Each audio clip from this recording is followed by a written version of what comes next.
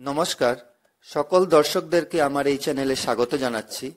এই চ্যানেলের মুখ্য উদ্দেশ্য হলো দর্শকদেরকে হোমিওপ্যাথি চিকিৎসা পদ্ধতি সম্পর্কে ধারণা দেওয়া, যাহা রোগ নিরাময়ের ক্ষেত্রে বর্তমান সময়ে বিশ্বজুড়ে ব্যাপকভাবে ব্যবহার হচ্ছে।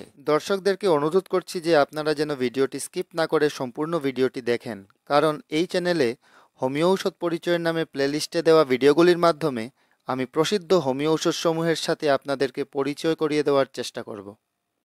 প্রথমেই আমি দর্শকদেরকে জানাতে চাইছি যে হোমিওপ্যাথি কোনো রোগের চিকিৎসা করে না, বরং একটি রোগীর চিকিৎসা করে। একটি সুনির্বাচিত পটেন্টাইজড হোমিও ঔষধ যা একজন রোগীর ক্ষেত্রে প্রয়োগ করা যেতে পারে এবং সেই রোগীকে সুস্থ করে তুলতে পারে। সেই নির্দিষ্ট হোমিও ঔষধটি আবার একই রোগে আক্রান্ত অন্য রোগীর ক্ষেত্রে প্রয়োগ নাও হতে পারে। এখন কোন হোমিও ঔষধটি কোন রোগীর জন্য সর্বোত্তম হবে, তাহা একটি নির্দিষ্ট হোমিও ঔষধের পরিপ্রেক্ষিতে একটি রোগীর বিভিন্ন লক্ষণসমূহ এবং রোগের বিভিন্ন দিক যাচাই করে পাওয়া সামগ্রিক লক্ষণ অর্থাৎ টোটালিটি অফ সিমটমসের উপর ভিত্তি করে একটি নির্দিষ্ট হোমিও ঔষধটিকে নির্বাচন করতে হবে। আজকের ভিডিওটিতে যে ঔষধ নিয়ে আলোচনা করব সেটি হলো কার্বোভেজ। আমাদের মনে রাখা উচিত, হোমিও ঔষধ নির্বাচনে রোগীর মানসিক লক্ষণসমূহ খুবই গুরুত্বপূর্ণ। কার্বোভেজ রোগীর মানসিক লক্ষণসমূহ হল রোগীর অন্ধকারের প্রতি ঘৃণা, ভূতের ভয়, সর্বদাই উদাসীন, ভালো মন্দের বিচার করতে ভালো লাগে না, কাজকর্মে আলস্য, দেহ মন যেন অলস, অবশ, অসমর্থ।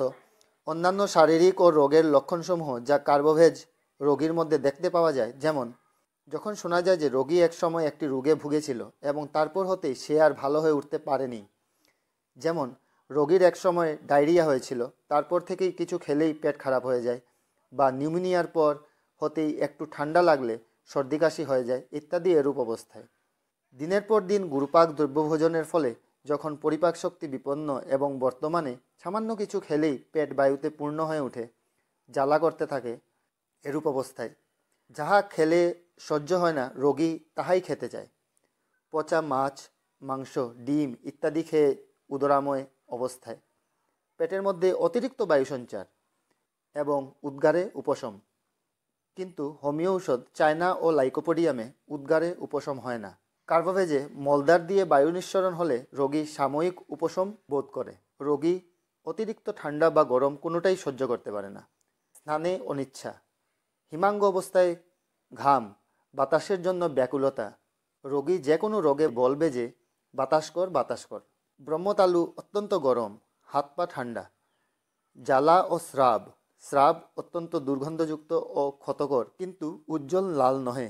সন্ধ্যাকালে সর্বঙ্গ, অতিরিক্ত রৌদ্রে বা অগ্নিতাপবশত অসুস্থতায় যদি কষ্ট পায়, রোগীর হঠাৎ স্মৃতিশক্তি কমে যায় ইত্যাদি। এবং এগুলোর সাথে যদি পূর্বে আলোচনা করা মানসিক এবং অন্যান্য শারীরিক লক্ষণসমূহ যদি দেখতে পাওয়া যায়, তাহলে রোগে কার্বোভেজের প্রয়োগ করে ভালো ফল অবশ্যই পাওয়া যায়। আশা করছি যে আপনারা ঔষধটির বিষয়ে কিছুটা ধারণা পেতে সক্ষম হয়েছেন।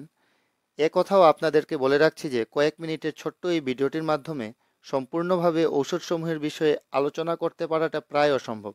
তবুও আমি যথাসম্ভব ঔষধসমূহের মুখ্য লক্ষণসমূহ আপনাদের সামনে তুলে ধরার চেষ্টা করেছি। হোমিও ঔষধগুলিকে ভালোভাবে চিনতে আর জানতে হলে ম্যাটেরিয়া মেডিকা পুস্তকের অধ্যয়ন করাটা খুবই প্রয়োজন। ম্যাটেরিয়া মেডিকা পুস্তকটি কী এবং তাহার সাথে হোমিও জগতের সর্বশ্রেষ্ঠ বইসমূহের বিষয়ে জানতে হলে এই চ্যানেলে দেওয়া এই ভিডিওটি নিশ্চয়ই দেখবেন। আর অবশ্যই কোনো ঔষধ প্রয়োগ করার পূর্বে একজন অভিজ্ঞ চিকিৎসকের পরামর্শ নিশ্চয়ই নিতে হবে। যদি আপনি এই চিকিৎসা সম্পর্কে জানতে চান, তাহলে এই ক্ষেত্রে আমার চ্যানেলের ভিডিওগুলি আপনাকে এই চিকিৎসা পদ্ধতির পথটি দেখিয়ে দিতে সাহায্য তো করবেই, এবং তাহার সাথে যদি আপনারা হোমিও চিকিৎসার প্রধান এবং খুবই জনপ্রিয় চারটি বই materia medica, organon of homeo medicine, homeo repertory এবং অ্যালেন স্কিনোট কিনে নেন, যা আপনার পছন্দের ভাষা অনুযায়ী প্রসিদ্ধ লেখকের বইগুলি আমার ভিডিও ডেসক্রিপশনে দেওয়া লিঙ্কে ক্লিক করেও কিনতে পারেন। আমি মনে করি এই অতি মূল্যবান বই চারটি আপনাদেরকে সারা জীবন বিভিন্ন স্বাস্থ্য সম্পর্কিত সমস্যার সমাধানের ক্ষেত্রে আপনাদের পথ প্রদর্শক হয়ে থাকবে। আরেকটি কথা আমি বলতে চাইছি যে যদি ভিডিওটি থেকে আপনারা উপকৃত হচ্ছেন বা কিছু জানতে পারছেন বলে মনে করছেন এবং পরবর্তীতে নতুন ভিডিও পোস্ট করার সাথে সাথে ভিডিওগুলি দেখতে চান, তাহলে চ্যানেলটি সাবস্ক্রাইব করে রাখবেন, সঙ্গে থাকবেন। আজকের জন্য এতটুকুই। ভালো থাকুন, সুস্থ থাকুন।